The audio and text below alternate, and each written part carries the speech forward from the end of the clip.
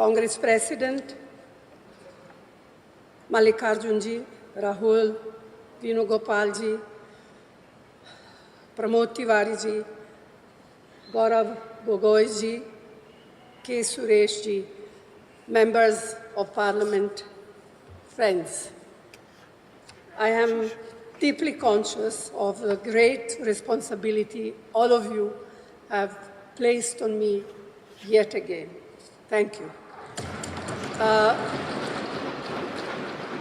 Let me, first of all, greet and congratulate all the newly elected Lok Sabha members of Parliament. You have fought a tough election under the most challenging of circumstances. You have surmounted many obstacles and campaigned so very effectively. Your success has given us a much greater presence in the Lok Sabha and a more effective voice in its proceeding, both of which will help give greater strength to our participation. The Indian National Congress has once again demonstrated its resilience. It was up against a mighty and malevolent machine that was doing its utmost to destroy us. It tried to cripple us financially. It carried out a campaign against us and our leaders that was full of lies and defamation. Many wrote our obituaries, but under the determined leadership of Khargeji, we persevered. He is an inspiration to us all.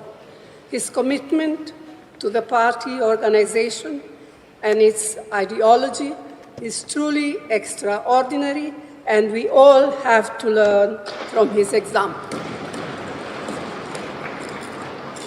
The Bharat Jodo Yatra and the Bharat Jodo Nyaya Yatra were historic movements which rejuvenated our party at all levels.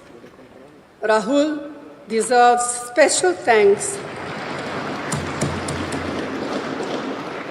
for his tenacity and determination to fight on in the face of unprecedented personal and political attacks.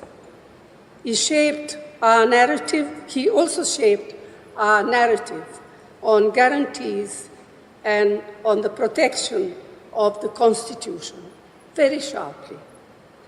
And it is my personal belief that the constant upholding of the importance of our Constitution during our campaigns by Rahulji, Khargeji, and all of you is that which compelled the Prime Minister yesterday to bow down literally to that which is for us a precious book, the Constitution, containing the Constitution of India. The CWC resolution passed yesterday has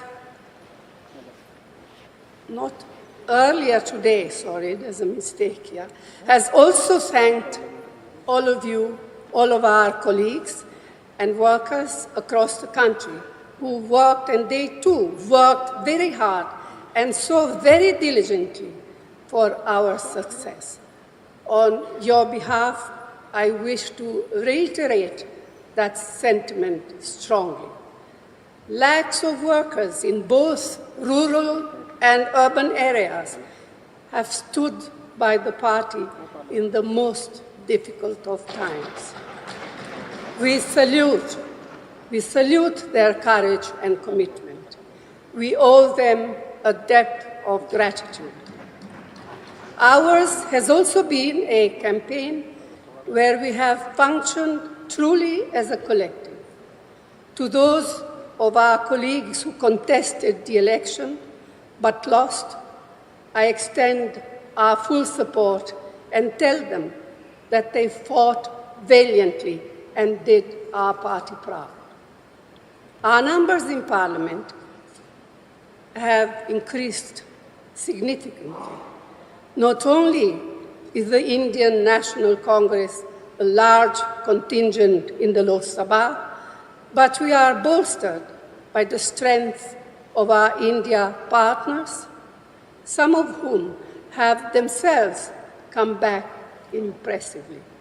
Yet, as we celebrate our recovery, we must also reflect what we need to do to improve our position in states where our performance has been far below our expectation.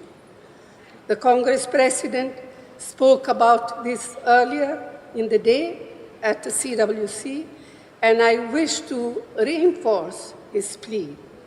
The Prime Minister, who sought the mandate solely in his name to the exclusion of both his party and its allies, has suffered a political and worse, a moral defeat.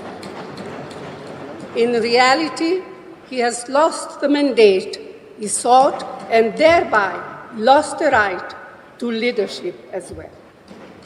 Yet, far from taking responsibility for failure, he intends to get himself sworn in again tomorrow.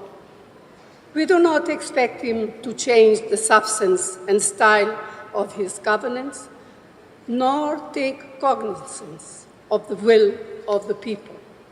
That is why, as members of CPP, we have a special obligation to be watchful, vigilant, and proactive in holding him and his new NDA government accountable.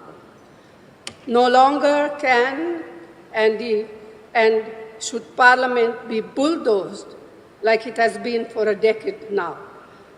No longer will the writ of the ruling establishment be permitted to disrupt Parliament whimsically, mistreat members, or push through legislation without due and proper consideration and debate.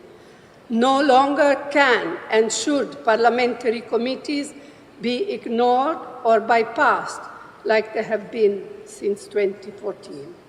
No longer will Parliament be muzzled and stifled as it has been over the past 10 years.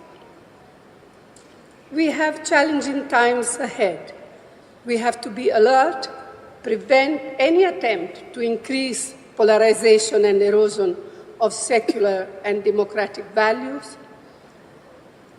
So this is a renewed opportunity for us as a party that established parliamentary democracy in our country to bring parliamentary politics back on track to where they legitimately belong. In this election, the people have voted decisively to reject the politics of divisiveness and authoritarianism.